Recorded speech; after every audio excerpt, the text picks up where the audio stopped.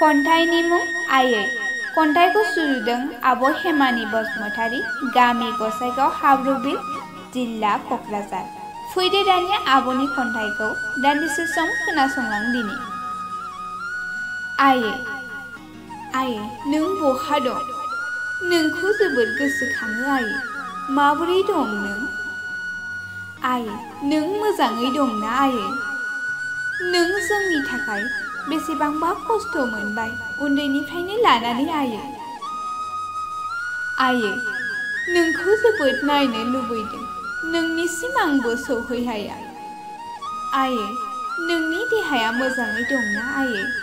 नोंखौ गोसोखां गोसोखां मेगनाव मोदै गयो आयै।